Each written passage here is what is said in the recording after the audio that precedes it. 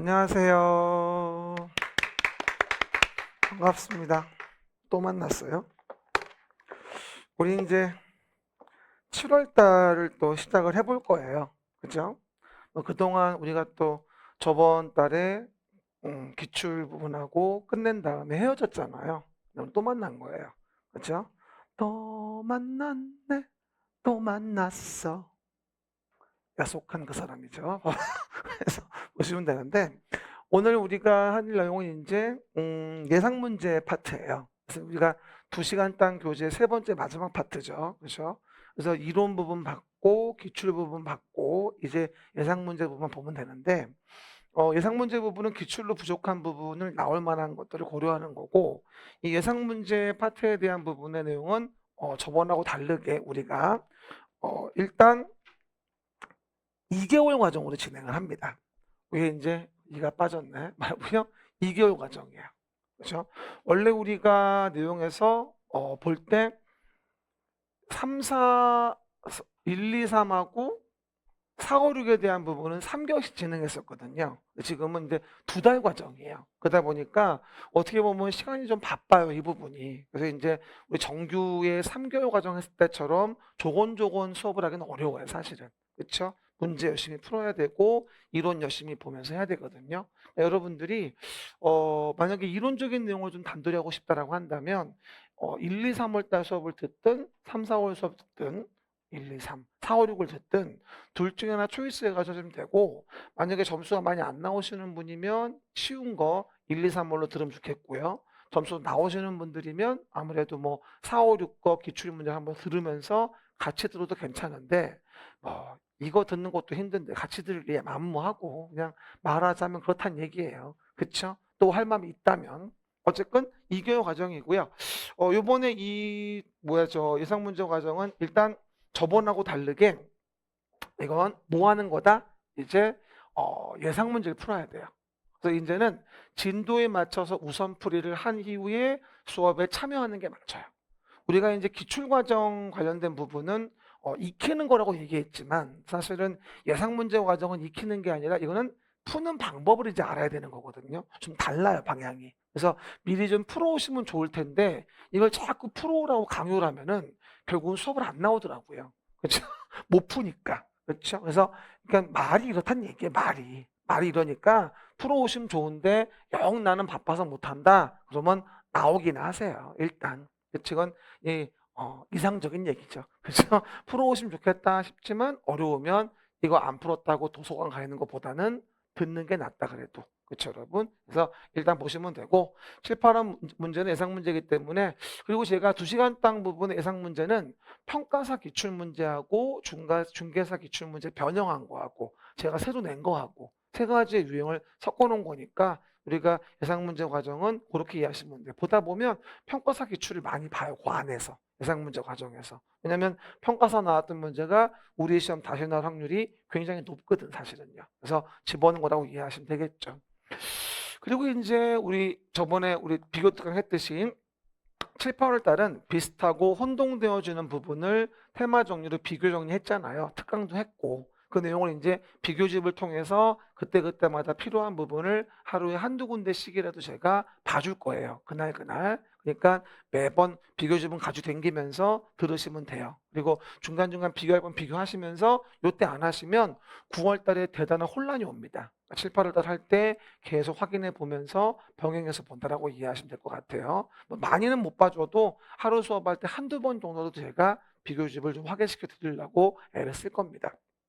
같이 하고요. 그리고 일일 학습이 7월부터 좀 달라집니다. 그렇죠? 우리 지금까지는 OX 하기, 가로 메꾸기 이런 식으로 보통 했잖아요. 그렇죠? 근데 7, 8월부터는 이제 오늘 일일 학습 나갔죠.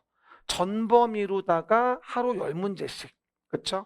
전범위로 하루 10문제씩 우리가 10문제를 드릴 거예요. 그렇죠? 제가. 그래서 다른 과목은 아마 안 할 겁니다. 저만 할 텐데 제가 왜 하는 거냐면 이걸 하지 않으면 계속 뒤에 보면 앞에 까먹고 앞에 보면 뒤에 까먹고 계속 반복돼요, 그게. 그러다 보니 엇박자로 까먹기 전에 다시 봐주는 거예요. 그래서 제가 매주마다 10문제를 골라드리면 이 10문제를 가지고 전체 거점을 확보하면서 잊지 않도록 한다라고 이해하시면 돼요. 그럼 8주 동안은 80문제죠. 대단한 거야, 이것도. 얘가 10개씩 골라줬기 때문에 이거를 매주 보다 보면은 여러분 처음에는 좀 어려운 것 같아도 이게 전체를 한꺼번에 보는 어떤 기술력 같은 게 습득이 되어져요. 그리고 나중에 우리 9월달 되어지면 40문제 줘서 실제 시험 보는 것처럼 동형 모의고사라는 거를 진행하잖아요. 이걸 진행하기 위한 프리 버전이라고 이해하시면 돼요. 그렇죠? 먼저 좀 확인해 줘서 10개로 세미로 진행한 다음에 9월 달에 이제 40개 볼 때 이걸 준비하는 거라고 이해하시면 됩니다. 그래서 우리가 어영부영하지 마시고 일찌감치 수업 시작하기 30분 전에 오셔가지고 10문제 받아서 풀어보고 그거 가지고 그림책 뒤져보고 그렇죠? 그러면서 확인해 주면 될 것 같아요. 그러면 그 10문제가 쌓여서 80개가 되는 거예요. 대단하죠. 거의 100선 문제와 같은 거야 사실은 이게. 그렇죠? 그래서 굉장히 문제 만들기 어려운데 따로 주는 거니까 잘 활용하셔야 되고요. 활용 안 하시면 다음 주부터 안 줄 거예요. 그렇죠? 그렇게 하셔요. 그렇죠? 빨리 와서 미리미리 확인하고 하시면 되고 오늘 진도 나가는 부분은 따로 복습할 필요 없습니다. 오늘 진도 부분은 그냥 진도 많이 안 나가니까 문제 풀고 이론 들은 거 들으면서 확인하시면 되고 딴 건 몰라도 오늘 집에 가서 복습할 게 있다면 10문제 준 거. 이건 복습해야 돼요. 1시간 정도라도. 그래야 전체적으로 어느 정도는 기억력을 갖고 갈 수가 있는 거예요. 그렇죠, 여러분? 그 전략이 제가 이걸 한 3년 전부터 진행해 봤는데 정말 달라져요. 열심히 참석하시면 이 부분 10문제 가지고 전체적으로 전체 거점이 확보가 돼가지고 그 거점이 유지가 되고 있으니까 주변의 이론이 무너지지가 않더라고요. 그렇죠? 그래서 굉장히 효율적인 학습 방식이니까 한번 해보시면 좋을 것 같아요. 그래서 버리지 말고 확인하시면 되고요. 그래서 세 가지 말씀드렸습니다. 뭐하죠? 예상 문제는 미리미리 풀어오면 좋다라는 거, 좋다. 오지 말라는 얘기가 아니라, 그렇죠? 그리고 비교 정리한 거 다시 한번 병행해서 보자. 그 다음에 9월에 동형모의고사 준비해서 7월 달에 전범위로 익힘장 활용하자라는 부분 확인해 주시고요. 그 다음에 각종 자료는 보시는 바와 같이 다음 카페나 등등등 다 있으니까 다음 카페, 유튜브, 인스타 많이 활용해서 우리 서로 뭐하자? 소통 좀 하자라는 거 설명드렸죠. 그리고 제가 5, 6월 달에 한 우리가 익힘장 관련된 것도 평생 땅 기준으로 8강 올려놨으니까 다시 한번 메가랜드 무료 특강 들어가셔서 들어도 괜찮아요. 그거를 복습 노트로. 그리고 한 가지 우리 요번에 7월 말에 이슈가 하나 있잖아요. 그렇죠? 7월 말에 이슈 뭐죠? 맞죠? 7월 31일 날 우리 종로 캠퍼스에서 꽈락 탈출이라고 하는 무료 특강 진행이 되어져요. 그렇죠? 그래서 우리 뭐 현장 나오시는 분들은 얼렁얼렁 와서 신청하시면 되는데 아마 마감됐다라는 말을 제가 들었어요. 하루 만에 마감됐다는데 무슨 뭐 조수미 선생님이 온 것도 아닌데 왜 하루 만에 공짜라서 그런가? 어쨌건 그 얘기. 그래서 이제 현장 오실 수 있는 분들은 오시면 되고요. 그리고 이번에는 작년도에 그냥 제가 프린트 드렸는데 이번에는 이제 출판사에서 인쇄를 할 거예요. 그래가지고 정규 고제처럼 얇지만 28페이지, 14장. 그러니까 그림책을 더 줄여놓은 거예요, 사실은요. 외울 것만 골라놨다. 작년도에는 추석 때 했었거든요, 이 과학 탈출을. 근데 과락이 탈출이 덜 된대요. 너무 늦게 줘가지고. 그렇죠? 그래서 빨리 좀 주세요 이러길래 우리가 휴가 가기 바로 전날 7월 31일 날 그때 아침에 한 10시부터 한 5시 정도까지 진행을 할 거예요. 좀 길면 뭐 6시일 수도 있겠습니다만. 그래서 요게 이제 행사가 있으니까 여러분이 요 동영상 보실 분은 동영상 보시고 현장에 오실 수 있는 부분은 오시면 되고 현장 이야기 안 된 분들은 그냥 동영상 보시면 되니까 너무 안타까워하지 마시고요. 요즘에 자꾸 왜 자리가 없습니까? 물어보는 분이 많은데 나도 몰라요.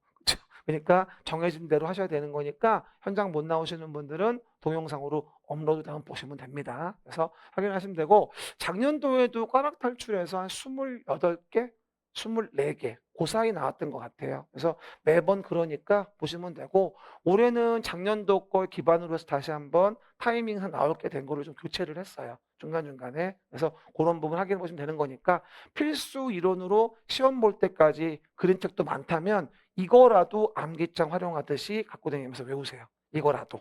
아셨습니까? 그리고 어떤 분들은 자료 나오면 핸드폰을 찍더라고요. 사진을 다 페이지마다 찍어가지고 이렇게 하면서 보더라고요. 핸드폰 저장하고 다니면서. 그것도 좋은 방법이에요. 그렇죠? 들고 다니는 게 크니까 아무래도 요즘은 좋은 세상이에요. 핸드폰 같은 게 있어가지고 안 되는 게 없어요. 그렇죠?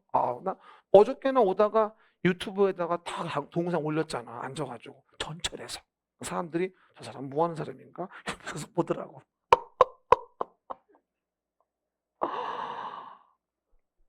됐어요.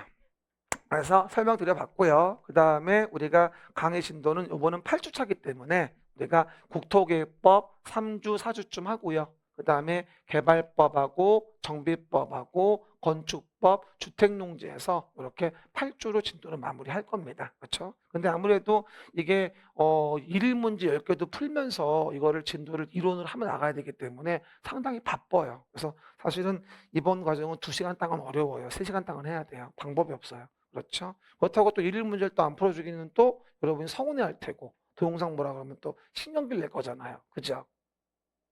관심 없네? 보시고요. 그래서 페이지 있으니까 우리 프로 오실 분들은 프로 오시면 되고 근데 2시간 땅 예상 문제는 많지가 않아가지고 좀 빨리 와서 풀어봐도 돼요. 사실은 미리미리 안 풀어도 사실은 그렇죠? 그렇게 조금만 노력 좀 해주시면 되겠습니다. 그러면 국토계획법부터 다시 한번 봅니다.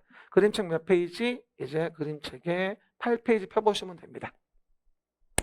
그림책 8페이지 보시면 내용에서 우리가 국토의 계획 및 이용에 관한 법률이라는 게 이제 언급이 되어진다 할 수 있겠죠. 이제 뭐 하도 많이 봐서 기억이 안 나죠. 그렇죠? 맨날 보는 건데도 기억은 안 나고. 근데 뭐 그러면 또 보는 수밖에 없는 거지 뭐 결론적으로. 그렇죠? 그럼 봐봐요. 국토를 계획하자고 얘기합니다. 시작. 국토를 계획하자. 시작. 국토를 계획하자. 뭐 하려고? 이용을 규제하려고. 국토를 계획하자. 이용을 규제하기 위해서. 까먹었을까 봐 한 번 더 얘기합니다만 국토를 계획한다는다. 우리 부동산 공법이라는 거는 부동산을 규제하려고 하는 법이죠. 근데 부동산을 규제할 때 가장 많이 써먹는 방법이 계획을 만들어 규제를 하는 거예요. 그러다 보니 우리가 부동산 공법을 볼 때 항상 무슨 계획을 많이 배워요. 그래서 계획으로 뭐를 규제하려고 하는가 이걸 알고자 하는 거니까. 그래서 항상 계획이 나오면 규제하는구나. 그래서 어디에 만들어 규제를 하는 거지? 라는 거를 고려할 수밖에 없는 거죠. 그러면 이제 전국을 단위로 국가계획을 만든다라고 얘기하죠. 그래서 중앙행정기관이 법률에 따라서 수립을 한다거나 그냥 중앙행정기관이 법률에 따라 수립을 한다거나 국가의 정책적인 목적 달성을 위해서 수립하는 계획을 우리는 국가계획이라고 합니다. 근데 국가계획은 우리 도시군 계획과 관련이 있을 때를 얘기합니다. 우리 도시군 계획과 관련이 없다면 이건 국가계획으로 볼 필요가 없습니다.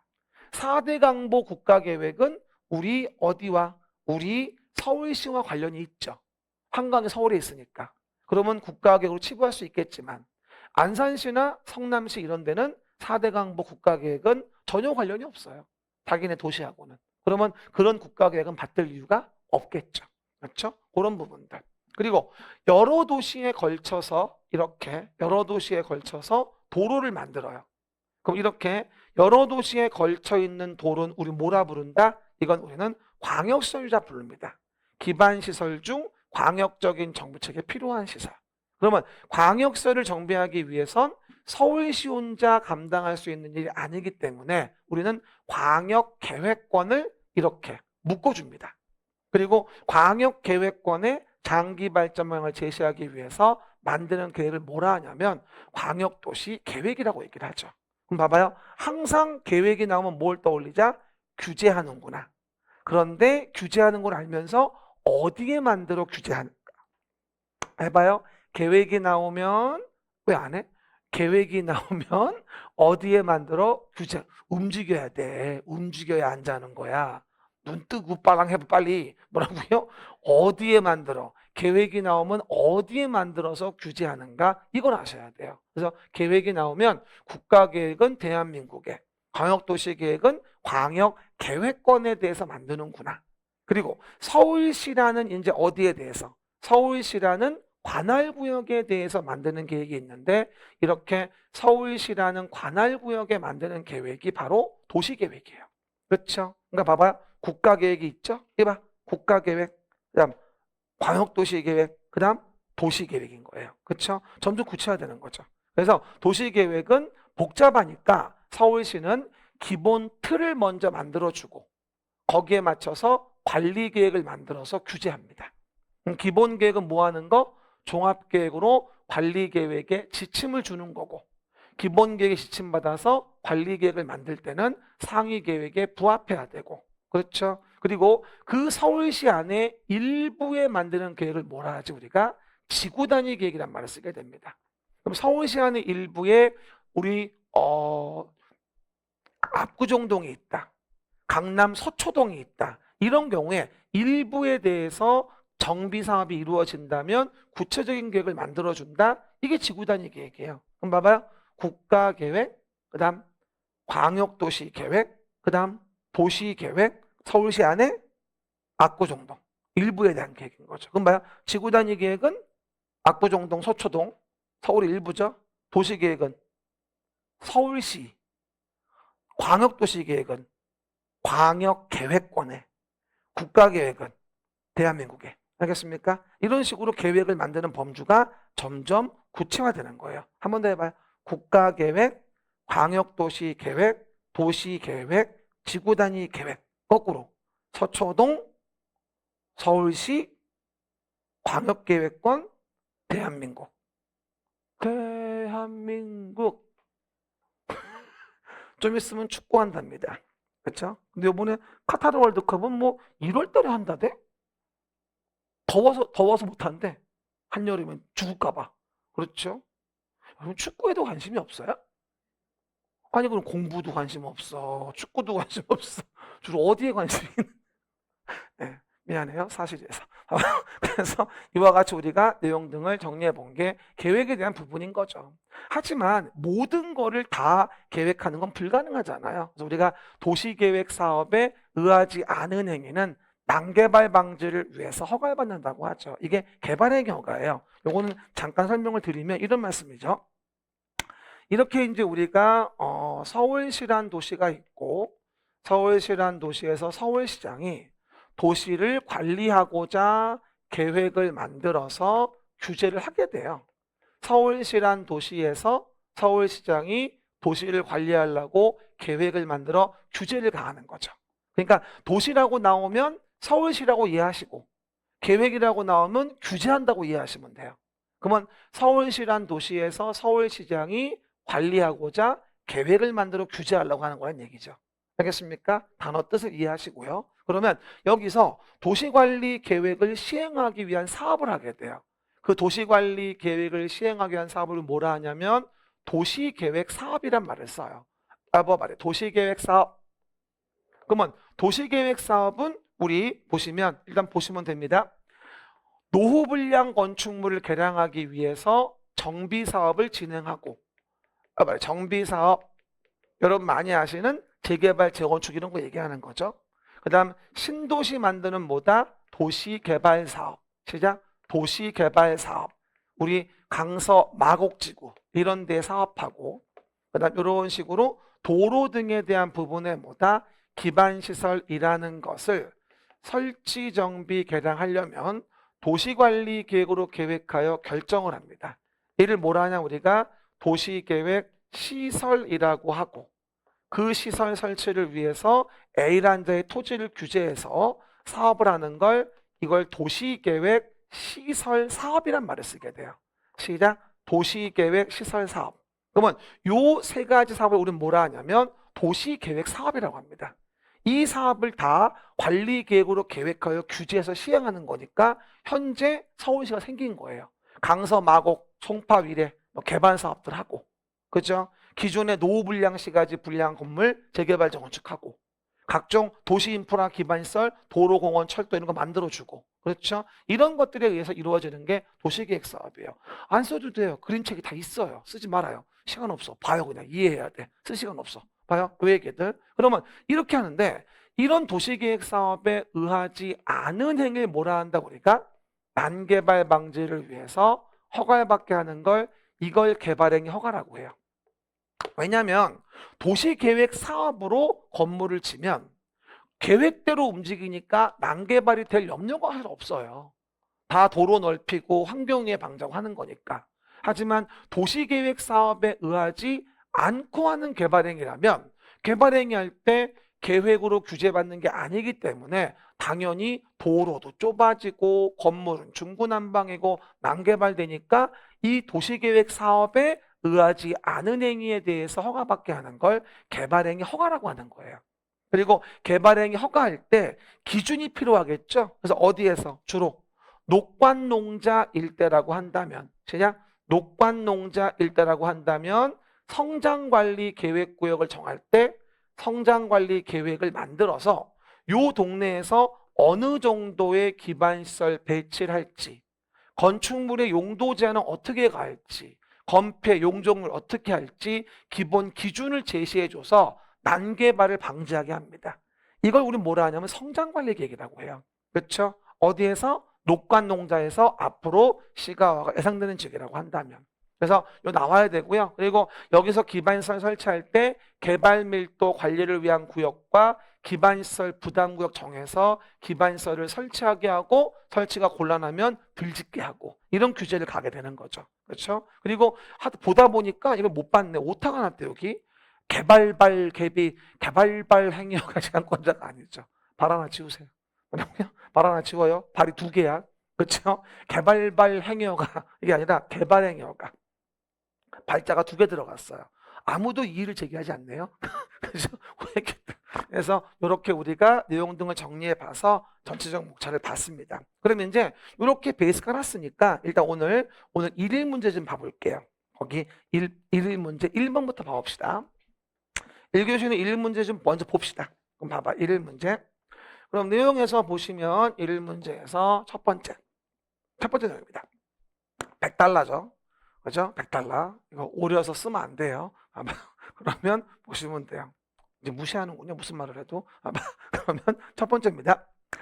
국토계획 법령상 문제에서 뭐라고 나와 있냐면 수도권의 그죠?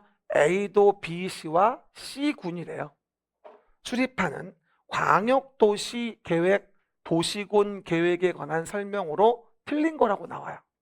그렇죠? B시의 인구는 인구 20만이랍니다. 그렇죠? 이게 광역도시계획과 도시기본계획, 도시관리계획을 지금 한꺼번에 물어본 문제거든요. 여기 좀 봐보세요.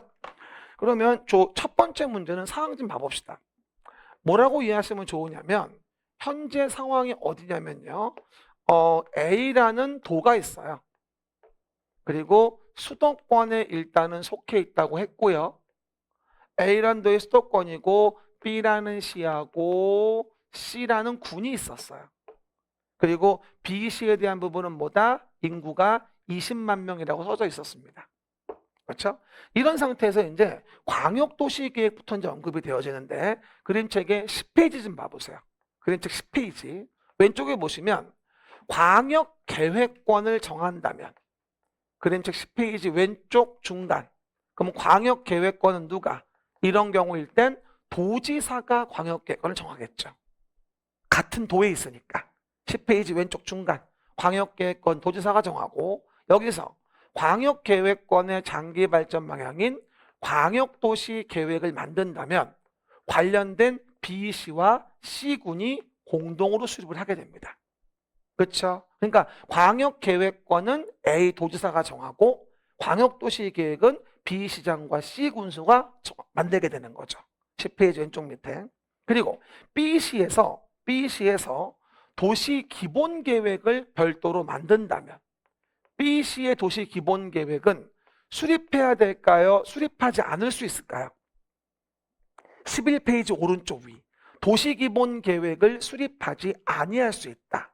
11페이지 오른쪽 위. 오른쪽 맨 위. 도시기본계획을 수립하지 않을 수 있다. 수도권에 속하지 않아서 광역시와 경계를 같이 하지 않는 인구 10만 명 이하의 시군이 돼야 수립하지 않을 수 있어요. 근데 수도권에 들어갔고 인구도 20만 명이라면 이 B시는 기본계획 만들어줘야 됩니다. 광역시와 경계를 같이 하지 않는 게 중요한 게 아니에요. 모두 만족이 돼야 되는 거니까 그게. 그렇죠? 만들어야지 제외할 수 없고요. 그리고 C군에서 도시를 관리하기 위한 계획을 만든다. C군에서 도시를 관리하기 위해서 계획을 만든다고 한다면 당연히 C군수가 계획을 만들고 도지사에게 결정을 받으면 됩니다. 하지만 그 C군수의 어디? 일부에 만드는 지구 단위 계획. 13페이지 왼쪽 밑에. 뭐라고요? C군의 일부에 만드는 뭐다? 지구 단위 계획과 관련된 부분은 13페이지 왼쪽 밑에. 13페이지 왼쪽 밑에. 일부에 만드는 지구 단위 계획은 13페이지 왼쪽 밑에. 지구 단위 계획은 누가? 시장 군수인 C군이 직접 결정할 수도 있습니다. 그렇죠? 원래는 군수가 만든 관리 계획은 도지사 결정을 받아야 됩니다. 하지만 봐요. 가평군의 일부에 만든 지구 단위 계획은 경미하잖아요. 이것까지 굳이 도지사 결정을 받을 필요는 없습니다. 그러면 C군수가 직접 결정할 수도 있는 거거든요. 이거 요즘 참 잘 나와요. 그래서 우리가 지구 단위 계획 결정에 대한 부분 기억하시면 되고요. 이 문제 내가 만들었지만 정말 잘 만들었어요. 그렇죠? 어렵긴 한데 전체를 다 물어본 문제입니다. 그럼 봐봐요. 문제 1번에서 지금 상황 이해해 보시면 첫 번째, 광역계획권의 지정은 도지사가 하고 광역도시계획은 시장군수가 공동으로 수립한다. B시의 시장은 수도권이고 인구가 10만 이하가 아니기 때문에 광역시와 경계를 같이 하지 않는 경우라도 기본계획은 수립해야 됩니다.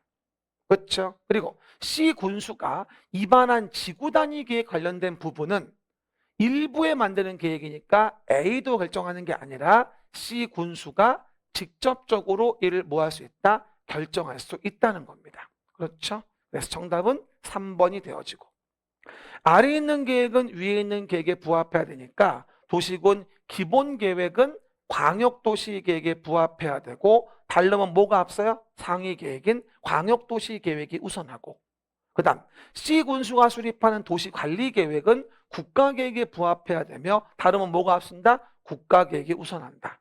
항상 계획의 지위는 뭐야? 아래에 있는 계획이 위에 있는 계획에 부합해야 되겠죠. 다르면 위에 있는 계획이 앞서는 것이고 기본 순서. 답은 3번이고요. 굉장히 좋은 문제인데 처음 보신 분은 어려웠을 겁니다. 하지만 공부해서 꼭 내 것으로 해야 됩니다. 두 번째 봅시다. 용도구역입니다. 용도구역은 그림책의 20페이지 봅시다. 20페이지. 용도구역. 그림책 20페이지입니다. 일단 용도구역은 이런 얘기예요. 도시관리 계획으로 계획해서 토지 이용 규제를 하죠. 그럼 봐요. 도시관리 계획으로 계획해서 토지 이용을 규제할 때 방법이 여러 가지가 있는데 토지의 용도를 정해주는 거 용도 지역이라고 하고 지역의 제한을 강화 완화하기 위해서 지구를 정하고 지역 지구의 제한을 강화 완화하기 위해 구역을 정합니다. 그렇죠? 하도 봐서 이제 압니다. 근데 이 용도 구역은 20페이지 왼쪽에 5가지가 있습니다. 용도 구역 20페이지 왼쪽 용도 구역 정할 때는 제수시도 입이다. 시작. 용도 구역 정할 때는 제수시도 입이다. 20페이지 왼쪽에 봐요.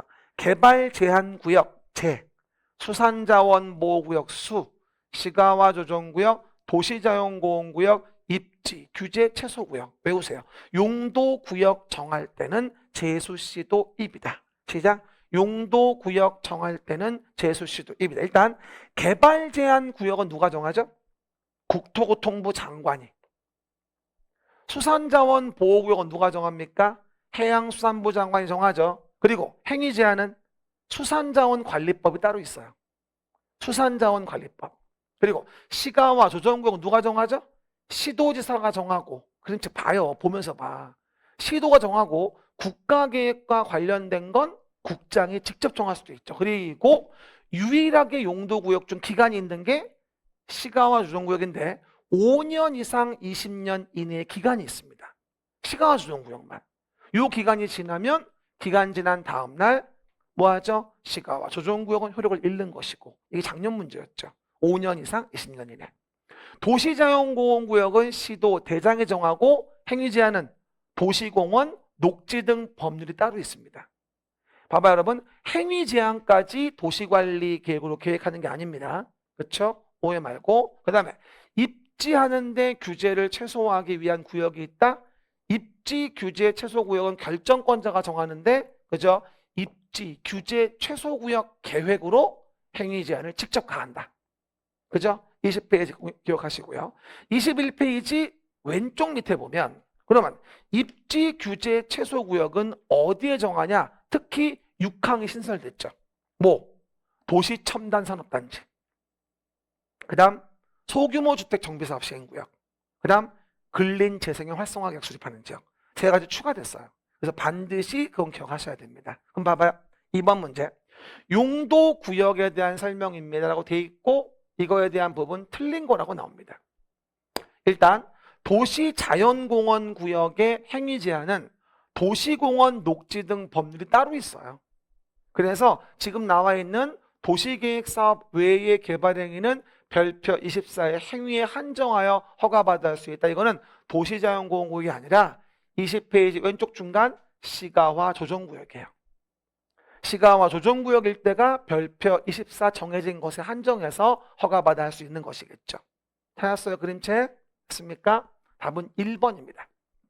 수산자원 보호구역의 모는 행위 제한은 수산자원관리법으로, 시가화 조정구역은 5년 이상 20년 이내의 기간으로, 개발제한구역은 국토교통부 장관이 결정하고, 입지규제 최소구역은 근린 재생형 활성화 계획, 도시 첨단 산업단지 등에 정할 수 있다. 맞는 얘기죠. 정답은 1번이라 얼마든지 물어볼 수 있으니까 잘 기억하시면서 용도구역 잘 정리해 줍니다. 3번 문제, 요건 31페이지입니다. 페이지 불러 좀 적어 놓으세요. 나중에 복습하다가 못 찾아가지고 화내는 분이 있어요. 아, 복습 안 하는구나. 그럼 관계없고. 어쨌든 찾아볼 때 힘드니까 31페이지에 보면 나와 있는 부분인데요. 일단 봐봅시다, 여러분. 여기 봐봐요. 지금 제가 뭐라고 했냐면 도시계획의 시설 설치를 위해서 A란 자를 규제를 해요. 그죠? 그러면 도로 부지로 A란 자의 토지가 묶여 있어요. 공원 부지로 묶여 있어요. 그럼 함부로 건물 지면 돼요, 안 돼요? 안 되죠. 그럼 규제를 받고 있는데 10년이 지나도 아무것도 안 하고 있는 거예요. 그러면 A의 권리를 보호하기 위해서 지목의 대인 경우는 매수 청구를 해서 소유자가 시행자한테 매수 청구해서 권리를 보전받을 수 있게 해줘요. 게다가 20년 지나도록 사업이 안 되면 세월이 흘러갔어 20년이 되면은 말해요. 다음 날은 실효하잖아요. 시작. 세월이 흘러갔어 20년이 되면은 다음 날은 뭐가 실효하는데? 도시계획 시설로 결정된 자체가 실효된다고. 그죠? 이렇게 해서 소유자를 보호하려고 장기 미집행 조치에 대한 내용을 두고 있는데 시행자 입장으로 본다면 이게 싫은 거야. 시행자 입장으로 본다면.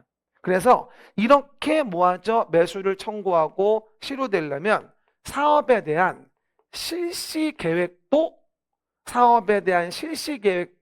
안 만들었어야지만이 이와 같은 매수 청구와 실효가 이루어지게 됩니다.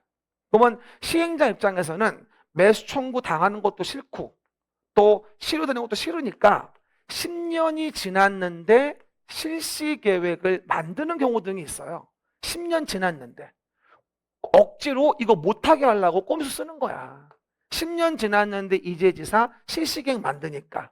그럼 야, 너 10년 지났는데 임마 인제 와서 실시계획 왜 만드는 거야? 이거 소유자 보호책 무력화시키려고 꼼수 쓰는 거 아니야? 이런 의심이 생겨요. 그래서 5년을 주고 5년 지나도록 이 토지에 대한 수용 재결에 대한 재결 신청을 하지 않았다면 사업을 안 하고 있는 거로 꼼수 쓴 걸로 보는 거지. 그러면 5년 지난 날 다음 날 실시계획 자체를 실효시켜서 이런 사건 보호책을 유지할 수 있도록 우리가 내용을 지원해 주게 됩니다. 그게 31페이지 오른쪽 중간에 그래프에 써 있어요. 31페이지 오른쪽 중간 그래프. 됐습니까? 그 문장이 이 문장이에요. 봐봐요. 옳은 것은이죠. 도시계획시설 결정 고시일로부터 10년 이후 실시계획 작성 인가받은 시행자가 실시계획 고시일로부터 몇 년? 5년 이내에 재결 신청하지 아니했다면 실시계획 고시일로부터 몇 년? 5년 지난 날 다음 날에 실시계획 자체를 효력을 잃게 합니다. 그래서 10년, 5년짜리 기억하시고 이해 안 가면 동영상 다시 돌려보더라도 어쨌든 아셔야 돼. 이거 중요합니다. 그리고 31페이지 오른쪽 밑에 있는 시료까지도 같이 기억하셔야 되는데 그건 다음 주에 얘기할게요. 연결해서. 그러면 이 3번 문제 답은 뭐다? 10년하고 5년 얘기하는 거니까 요거 2번 정답이죠. 됐죠? 그 얘기. 4번입니다. 개발법. 4번은 43페이지 펴보세요. 43. 도시개발법. 봅시다. 여기 봐봐. 그러면 도시개발법은 신도시를 만들기 위한 도시개발 사업을 진행합니다. 그러면 이 개발 사업을 해서 도시개발 구역을 정해 사업을 진행하는데 이 도시개발 사업을 시행하기 위해서 이 도시개발 구역, 신도시 만든 이 구역을 누가 지정할 거냐? 이걸 우리 법에서 지정권자란 말을 쓰게 됩니다. 지정권자. 그러면 43페이지 오른쪽 위에 지정권자가 누구예요? 시도 대도시의 시장이 지정권자가 되어지고 예외적으로 뭐가 된다? 국토교통부 장관이 도시개발구역을 지정할 수 있는 경우가 있다. 그리고 43페이지 오른쪽 위에 있는 국장의 지정사유는 언제 나와도 항상 중요하니까 반드시 넣어야 돼요. 오른쪽 맨이 국토교통부 장관 도시개발구역 지정사유. 시작. 국토교통부 장관 도시개발구역 지정사유입니다. 그러면 그 중에서 국가가 사업을 실시할 필요가 있다 등은 뻔한 얘기고 요청에 의한 것과 제안에 의했다. 요 두 가지 잘 외워둬야 돼요. 요청은 누가 하는 거죠? 관계 중앙행정기관장이 장관급. 제안은 누가 할 때? 공공기관 정부출연기관장이. 뭐라고요? 공공기관 정부출연기관의 장이 뭘 할 때? 제안을 할 때. 그러면 국장이 도시개발 정하게 됩니다. 그러면 이 4번 문제도 언제나 나오는 문제고 7월 달에 모의고사 또 나왔어요. 이거. 이번 달 모의고사 또 나옵니다. 그 사유를 모두 고른 것은 일단 봐요. 요청이란 단어가 나와 있으면 관계 중앙행정기관장 요청이니까 산업통상자원부 장관이 요청했을 때 국장 지정은 맞는 얘기입니다. 됐습니다. 두 번째, 330만 제곱미터 이상이라고 국장이 정한다는 말은 없습니다. 43 오른쪽 위에 보면 330만 제곱미터 이상이라고 국장이 정한다고 말한 적은 없습니다. 그 다음 제한이란 말이 보여요. 디귿번은. 그러면 제한했을 때 국장이 정하는 사유는 지자체의 장이 아니라 누구? 공공기관장. 그 다음 정부 출연기관장. 공공기관장, 정부 출연기관장이 30만 제곱미터 이상으로 국가계획과 밀접한 관련이 있는 개발구역 지정을 제한할 때 얘기하는 겁니다. 지자체의 장은 제한권 자체가 없습니다. 그렇죠? 그래서 디귿번은 옳지 않죠. 또 리을 둘 이상의 시도, 대도시에 걸쳐 있는데 시도, 대도시 간에 협의가 성립되지 않아야지 국장이 하지.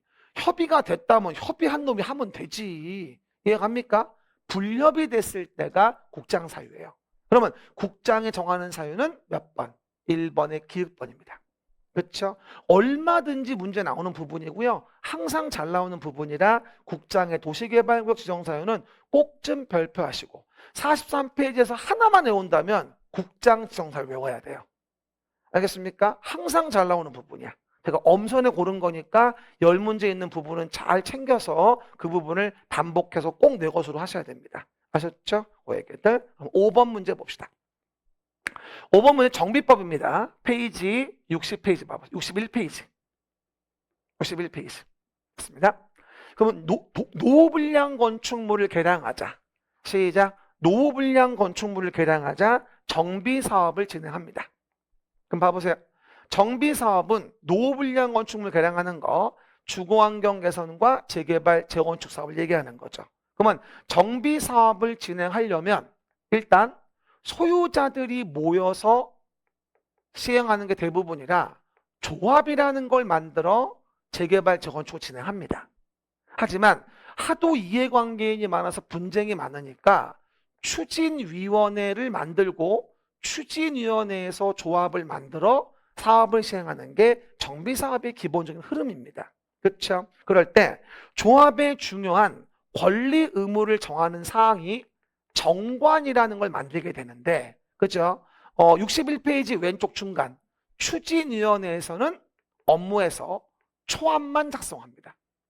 초안 작성. 60페이지 왼쪽 중간 업무. 60페이지 왼쪽 중간 61페이지 61페이지 왼쪽 중간 업무에 보시면 뭐라고 나와요? 정관 초안 작성이란 말이 보일 거예요. 그런데 61페이지 정 가운데 보면 뭐라고 나오죠? 정관을 확정짓는 것은 뭐다? 창립총회입니다. 창립총회. 정관을 확정짓는 건 뭐다? 창립총회. 60일 정 가운데. 그리고 조합 설립의 인가를 받죠. 됐습니까? 봐요. 그럼 첫 번째, 조합의 정관에 대한 설명이다. 5번 문제, 정관. 틀린 거죠. 추진위원회는 정관 초안 작성 업무를 합니다. 됐죠? 그 다음, 인가신청정 개최에는 창립총회에서는 정관 확정의 업무를 합니다. 됐죠? 60일 정 가운데. 그리고 63페이지 왼쪽 밑에 좀 봐봐요. 63페이지 왼쪽 밑에 보면 총회 의결이 이루어질 때 왼쪽 밑에 총회 의결 방법은 과반수 출석에 출석조합원의 과반수 찬성에 의해 가지고 의결하게 됩니다. 그 중에서 중요한 정관의 변경은 봐봐. 정관을 변경하는 건 조합원 과반수 찬성으로 의결하게 됩니다. 출석 존부와 관계없이. 뭐라고요? 정관 변경은 조합원 과반수 찬성.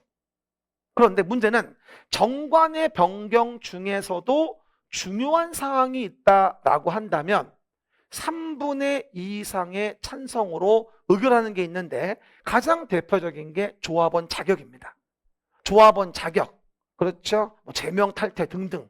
내용에서 뭐가 나오죠? 무슨 시공자, 비용 관련된 거, 위치 면적 이런 것들 중요한 건 정하는 건 뭐다? 그건 3분의 2 이상의 의결로 정관 변경의 총회 의결을 하게 됩니다. 그렇죠? 굉장히 중요합니다. 일단 총회 의결은 과반수 출석의 출석조합원 과반수 찬성입니다. 이게 원칙인데 그에 불구하고 정관 변경은 중요하니까 조합원 과반수 찬성, 출석조합원 관계없이. 근데 그 중에서도 뭐면 조합원 자격과 관련된 중요한 것들은 3분의 2 이상 찬성으로 의결을 하게 되는 것이죠. 이거 참 잘 나와. 실제 기출도 4번이 3번은 나왔던 것 같아요. 그렇죠? 기억 좀 하시고 별표. 답은 4번이죠. 그리고 63페이지 정 가운데 보시면 대행 불가 사유. 대의원회가 총회 의결을 대행할 수 있지만 다음에 중요한 사항은 총회 의결을 대행할 수 없다. 꼭 총회해라. 대표적인 게 정관 변경이에요. 그렇죠? 63 정 가운데 대행 불가 사유. 뭐하죠? 정관 변경. 그 말은 뭐다? 꼭 정관 변경은 총회를 해야 한다는 얘기예요. 경미하다고 생략할 수 있는 게 아니라는 거죠. 그렇죠? 그 얘기. 그래서 5번. 대의원회는 총회 의견 사항 중에서 정관 변경에 관한 사항의 총회 권한을 대행할 수 없습니다. 그래서 제가 정관 관련된 거 조문을 모아서 한 문제를 별도로 만들어 봤어요. 실제 문제가 나와도 아주 훌륭합니다. 그렇죠? 정답은 4번. 6번 문제 봅시다. 77페이지입니다. 77 건축법 봅시다. 요것도 나올 때가 된 부분이에요. 77페이지. 6번 문제 77페이지. 시간이 없어요. 허리업 움직여요. 허리업 빠라바바밤. 됐죠? 옵니다. 일단 봐요. 우리가 건축법에 대한 부분의 적용과 관련된 부분을 본다면 건축법 적용 부분에서 용도지역은 도관농자, 용도지역, 중보간대 이렇게 용도지역이 있는데 여기서 건축법을 전면적으로 적용하는 동네 바로 뭐냐면 여기 도시지역은 복잡하니까 건축법을 전면 적용합니다. 그렇죠? 77 오른쪽 밑에. 그 다음 도시지역이 아니어도 동이나 읍에 해당하는 지역이면 건축법은 전면 적용. 그리고 지구단위 계획의 구역으로 지정된 지역도 건축법은 전면 적용됩니다. 그렇죠? 하지만 도시도 아니고 동읍도 아니고 지구단위계획구역도 아닌 A라는 섹터가 있다. 여기는 뭐다? 완전 저 푸른 초원 위에요. 저 푸른 초원 위에 무슨 일이 벌어져? 지랄하고 자빠졌네. 그게 아니라 저 푸른 초원 위에 A는 도시도 아니고 지구단위계획구역도 아니고 동읍도 아니란 말이야. 내가 저 푸른 초원 위에 집을 짓는 걸 아무도 관심이 없어 해. 그렇죠? 그러다 보니 A 섹터에서는 뭐를 오른쪽 밑에 대지, 도로, 건축선, 방화지구, 대지 분할 제한 이런 것들의 규정을 적용하지 않아. 됐습니까? 그래서 이 문제는 뭐야 지금? 건축법령상 도시 지단구역의 외의 지역으로서 동읍에 해당하지 아니하는 지역에서는 여기 A 섹터죠. 다음의 규정 적용하지 아니한다. 옳은 것은 니은번, 디귿번. 답은 2번. 됐죠? 나머지는 적용하지 않는다는 규정이 없거든요.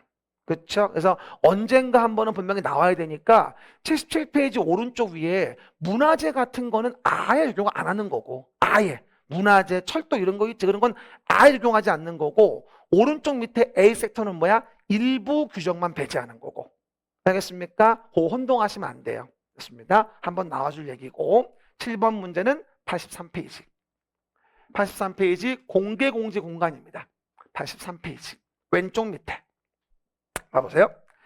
이런 말씀을 드립니다. 공개공지는 요번에 완전 100%예요. 나와야 돼. 여러분 심하게 말하면 오늘 10문제 중에서 5개가 건질 수도 있어요. 아무도 몰라. 누가 알아 그거를. 그렇죠? 누가 알아? 내가 신기 맞아가지고 다 맞췄지? 아무도 모르는 거지. 사람을 뭘로 보고 뭐라고. 그래서 나중에 확인해 보시든가. 됐죠? 그럼 뭐야? 만약에 이와 같이 많은 사람이 모여드는 건물이 있어요. 시작. 많은 사람이 모여드는 건물이 있다. 그러면 많은 사람이 모여드는 건물이면 아무래도 이렇게 소규모로 공지 같은 걸 만들어 가지고 지나가는 삐뿔이 쉬었다 갈 수 있게 긴 의자, 벤치 이런 거 만들고 소규모 휴게시설을 만들어서 지나가는 삐뿔들 쉬었다 가라고 공개해 놓은 공지를 만들 필요가 있어요. 이걸 공개 공지라고 합니다. 이건 나와줘야 되겠죠. 83 왼쪽 밑에. 근데 이렇게 공개 공지를 확보해야 하는 건 공개 공지를 모두 확보해야 하는 건 용도 지역이 많은 사람이 모이는 지역이어야 돼요. 83 왼쪽 밑에 일준위, 상준위, 특히 준공업 지역. 그럼 봐봐요. 1번 일반 공업이 아니라 준공업이에요. 많은 사람이 모이는 지역이어야 하는 거니까. 그러면서 거기에 건물의 용도가 많은 사람이 모이는 용도여야 돼요. 문종판, 운업수기. 시작. 문종판, 운업수기. 그렇죠? 그러면 여기서 판매시설 중에 농수산물 유통시설은 제외합니다. 판매시설 중에 농수산물 유통시설 제외. 왜? 관련 법에 더 많이 하게 돼 있으니까. 면적은 얼마? 동시에 5,000제곱미터 이상 될 때 얘기합니다. 면적. 그러면 4,000제곱미터인 거 맞지 않습니다. 5,000제곱미터 이상. 틀렸죠. 그래서 여러분들이 2번 답이구나. 아니, 공개 공지를 만들었다면 위로 더 질 수 있게 용적률 높이 제한을 완화시켜 주는데 이 공지 확보에 대한 비율이 10%인데 대지 면적의 10%예요. 바닥 면적의 10%가 아니거든. 10%만 보고 맞았다고 이해하시면 안 돼요. 대지 면적의 10%야. 건축 면적의 10%도 아니고 바닥 면적 10%도 아니고 뭐에? 대지 면적의 10%. 그래서 이 문제 정답은 연구 없다. 1번 답이에요. 이거 맞춘 분이 없어요. 대부분 이 리을번 지문이 나오면 10%밖에 안 봐요. 이게 대지 면적인지 바닥 건축 면적 안 본다니까요. 실제 평가서에 2번 나왔던 얘기야 이게. 그래서 주의하셔야 돼요. 이런 거 틀리고 2번 답하고 나와 답 안 맞으면 돌아버립니다. 그리고 이것 때문에 시험이 안 됐다 생각해 보세요. 잠이 안 옵니다. 억울해가지고 내 1년 돌려도 이러면서 말이야. 그런 일이 안 생겨야 돼. 더도 말고 우리 65점만 맞읍시다. 60.5점은 불안해. 만약이라도 내가 밀려 쓰거나 무슨 뭐 체킹 잘못했으면 어떡할 거야. 65점은 나와놔야지 나중에 결과를 기대할 수 있지. 그렇죠? 그렇게 세팅해 보고요. 8번입니다. 리모델링입니다. 리모델링은 93페이지입니다. 93페이지. 리모델링. 주택법에서 리모델링에 대한 부분은 나올 때가 된 부분이긴 하죠. 그렇죠? 리모델링 93페이지입니다. 일단 주택법의 리모델링과 관련된 부분에 대해서는 이렇습니다. 일단 공동주택에 대한 부분에 리모델링을 합니다. 뭐라고요? 공동주택에 대한 부분에 리모델링을 한다. 노후화 억제, 기능 향상을 위한 대수선이라던가 증축이라는 걸 하게 되겠죠. 리모델링의 의미가 신축은 아니에요. 여기는 개축도 없어요. 건축법이랑 다릅니다. 그래서 보시는 바와 같이 리모델링이란 노후화 억제, 기능 향상을 위한 대수선한다거나 증축하는 걸 얘기하는 거고, 보통 대수선이 이루어질 때는 10년 이상을 얘기하는 거고, 증축이 이루어질 땐 15년 이상 된 걸 얘기합니다. 그리고 보통 증축이 되어질 때는 재건축의 대체제니까 안전진단을 거친 다음에 위험하면 재건축으로 보내고 위험하지 않으면 리모델링을 합니다. 왼쪽 위 재건축 안전진단처럼 리모델링도 안전진단이 있습니다. 93 왼쪽 위에.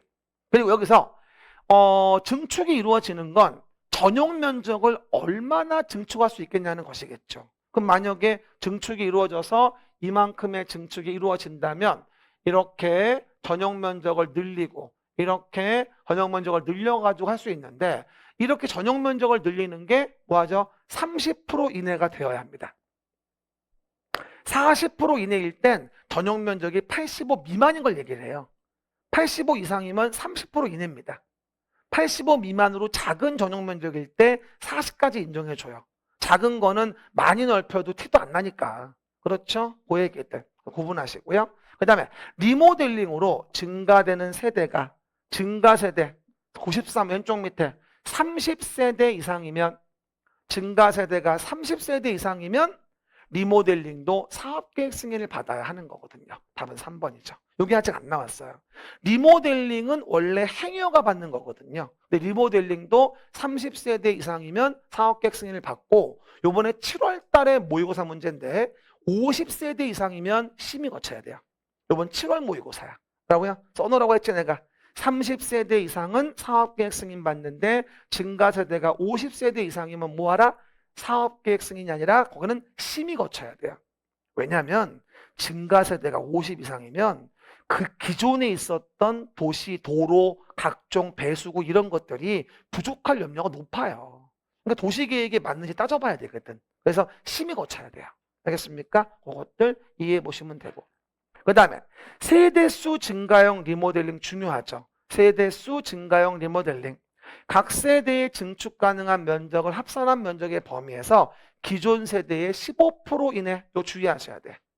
세대 증가시킬 때 15% 이내에서만 증가되게 해줍니다. 증축 가능한 면적의 범위 내에서. 세대수 증가수 혼동하지 마시고. 그리고 수직으로 증축한다라고 한다면 15층 이상 됐을 때에는 3개 층까지, 14층 이하일 땐 2개 층까지. 그러면 20층이면 15층 이상 됐으니까 3개 층까지 수직 증축을 허용할 수가 있습니다. 됐습니까? 그 정도 라인 잡아주면 3번 답이죠. 9번입니다. 매도 청구입니다. 97페이지 가운데 밑에 봐보세요. 97페이지 가운데 밑에. 그렇죠? 97페이지 가운데 밑에 보시면 아마 리모델링의 동의가 나올 겁니다. 97페이지 가운데 밑에 뭐가 보여요? 리모델링의 동의. 보이죠? 그럼 봐요. 리모델링 조합은 리모델링을 위한 허가 등을 위한 결의에 찬성하지 아니한 자에게 주택 토지에 대하여 매도할 걸 청구할 수 있습니다. 왜? 리모델링은 재건축처럼 소유자가 하는 조합이거든요. 그래서 동의하지 않은 자에게 팔고 나가라고 청구하는 거죠. 매도 청구. 지역 직장 조합일 땐 말이 안 돼요. 지역 직장은 소유자가 아니거든요. 그러니까 매도 청구는 말이 안 되는 거고, 리모델링 조합일 때가 이게 되는 겁니다. 알겠습니까? 그리고 니은번에 대한 내용은 103페이지입니다. 니은번은 어디? 103페이지. 그러면 103페이지 왼쪽 위에 좀 봐보세요. 103페이지 왼쪽 위. 그러면 사업계획을 승인할 때, 시작. 사업계획을 승인할 때 알바가 놓고 안 파는 놈이 있습니다. 사업계획 승인할 때 알바가 놓고 안 파는 놈이 있다. 103페이지 왼쪽 위. 이런 자에게 매도를 청구한다라고 한다면 봐봐. 모든 소유자에게 매도를 청구하려면 어떻게? 그 주택건설 대지면적 중 95% 이상에 대한 사용권을 확보했을 때 그때 모든 소유자에게 매도 청구할 수 있다. 이 니은번 지문의 포인트는 모든 소유자에게 청구한다는 키워드를 찾아야 돼요. 모든이란 말을 봐줘야지만이 103페이지 왼쪽 위 95% 이상을 찾을 수가 있습니다. 알겠습니까? 그래서 지구 단위 계획 결정에 필요한 주택건설 사업에 사업계획 승인받은 사업주체가 주택건설 대지면적 중 95% 이상의 사용 권한을 확보했다면 나머지 대지 모든 소유자에게 매도를 청구할 수 있게 됩니다. 95% 이상이 아니면 10년 전부터 보유한 자에게는 청구할 수 없습니다. 아셨죠? 어디? 103페이지 왼쪽 위. 그리고 3번은 104페이지입니다. 104페이지 왼쪽 위. 이건 뭐죠? 사용검사 후 매도 청구 얘기합니다. 요거는 사업계획 승인 얘기하는 거고 이거는 뭐다? 사용검사. 절차별로 104페이지 왼쪽 위. 사용검사가 되고 나서 입주하려고 하는데 지땅이라고 우긴 놈이 나옵니다. 병이라는 실소유자. 지땅이래 그게. 구라치지 마 임마 이랬더니 후라이 까지 마요 이랬단 말이야. 근데 소송 걸어봤더니 진짜 그 병 땅이 맞아. 그 다음부터 주민들은 병맛을 보게 되지. 그렇죠? 안 팔고 버티지 이제. 이게 마지막 매도 청구 이유입니다. 그래서 매도 청구는 일단 소송 제기하려면 4분의 3 이상 동의를 받아서 대표자를 뽑아요. 그리고 대지가 5% 미만이어야 청구할 수 있는 거고 매도 청구 의사표시는 2년 내에 송달되어져야 합니다. 그렇죠? 4분의 3, 5% 2년. 시작. 4분의 3, 5% 2년. 104페이지 왼쪽에 있죠? 그러면 사용검사 후 매도 청구 의사표시는 실소유자가 소유권 회복한 날로부터 2년 이내에 송달되어져야 합니다. 여러분 간단하게 생각합니다. 심도 있게 뭘 하지 말고 주는 10문제나 오늘 해결하자. 이게 목표야. 오늘 정규 진도 나가는 건 그냥 서비스야. 그렇죠? 이 10개는 내가 오늘 가져간다. 이런 마인드로 가면 반드시 붙어요. 정확히 해야 돼, 그 대신에. 알았죠? 여러분 내가 합격 키워드 준 거야. 말 잘 들으면 금방 붙어요. 그러면 4번. 여기 답이죠. 됐습니까? 그 얘기. 마지막 10번. 농지법입니다. 페이지 111. 111페이지. 농지입니다. 111페이지 왼쪽 위에 농지에 대한 정의가 나와 있는데 항상 얘기하듯이 농지에 대한 부분적 정의는 어느 출제 교수가 문제를 내도 농지는 언제든지 나올 수 있어요. 언제든지. 여러분 이 중개사 공법 출제하는 분들이 가장 싫어하고 모르는 법이 농지법이에요. 별로 몰라요 잘. 그럼 모를 때 뭘 내지? 용어. 그럴 수밖에 없어. 제가 모르니까.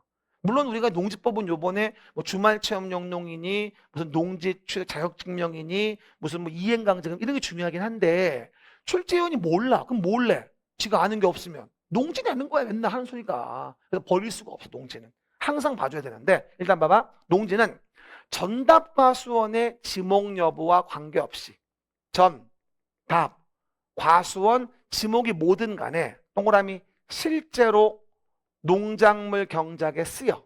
실제로. 그러면 이걸 농지로 봐. 실제 농작물 경작에 쓰인다. 체크 좀 하면서 봐. 다년성 식물의 재배주로 쓰인다. 111 왼쪽 위. 농지야. 하지만 그 가로에 뭐라고 되어 있냐면 다만 정말로 봐봐. 조경 목적으로 정말 심어 놓은 게 있어. 그러면 조경 목적으로 정말 조경수를 심어 놨는데 그 토지를 농지로 봅니까? 말이 안 되지. 조경 목적 식지 않고 제외. 정말 조경 목적으로 한 거야. 그럼 농지일 리가 없지 그거는. 그리고 또 하나가 그 토지 개량 시설. 토지 개량 시설. 그래서 방풍림, 유지 양배수 이런 거 농지로 봐줘요. 게다가 농축산물 생산시설. 농축산물 생산시설로서 뭐하죠? 곤충사육사, 비닐하우스 뭐 이런 거 있죠? 다 농지로 봐줍니다. 기본적으로 농지에 대한 정의에 대한 부분은 뭐라 할 수 있냐면 우리가 이렇게 보는 거죠. 일단 전답과수원 지목 여부 관계없이 실제로 농작물 경작에 쓰인다. 거기에 대한 토지 개량 시설이다. 농축산물 생산시설 다 농지로 봐줍니다. 곤충 사육사 등등 다. 이해가셨죠? 하지만 다음은 농지에서 제외하겠다. 시작. 다음은 농지에서 제외하겠다. 언제 제외되냐? 일단 전답과 수원의 지목이 아니었다면 농작물 경작 기간이 3년 미만이면 농지로 안 봅니다. 전답과 수원이 지목이면 관계없는데 전답과 수원의 지목이 아니면 3년 미만으로 농사를 지은 땅이라고 한다면 전답과 수원 지목이 아닐 땐 농지로 안 봐요. 그러면 전답과 수원이 아닌 지목은 어쨌건 3년 이상은 농사를 졌어야 됩니다. 그래야 농지를 봐주는 거야. 쓸 필요 없어. 써 있어 다. 어디? 110일 왼쪽 위에. 그리고 또 하나. 하지만 지목이 만약에 임야였잖아. 임야. 지목이 임야였다면 300년을 농사 져도 농지 안 됩니다. 이해 가셔요? 왜냐하면 지목이 임야는 산지거든요. 이거를 3년 이상 농사 지었다고 농지가 되면 우리 뒤에 인왕산 다 농지됩니다. 이해 가시겠죠?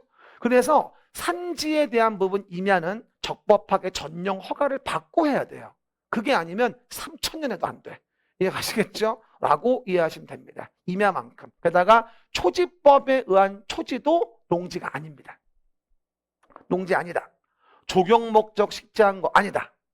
지목이 잡종지면 전답과 수원이 아니니까 농작물 경작 기간이 3년 미만이면 농지 아니다. 지목이 임야일 땐 농지 전용 허가 등 적법하게 거쳐야 되는데 거치지 않고 농작물 심으면 농지 아니다. 하지만 5번 토지에 설치하는 농축산물 생산시설에 경작지에 설치하는 곤충사육사는 농축산물 생산시설로서 농지로 봐주겠다. 쉬워 보이지만 이거 안 쉬워요. 그렇죠? 111페이지 왼쪽 위 농지 정확하게 인식하십니다. 그래서 오늘 프리 버전으로 10문제 전체적으로 풀어봤습니다. 복습하셔야 됩니다. 됐죠? 쉬었다가 오늘 진도 들어갑니다. 어떻게 진행하는지 아시겠죠? 이번 달 모르시겠어요? 아시겠죠? 네, 그렇게 쉬세요.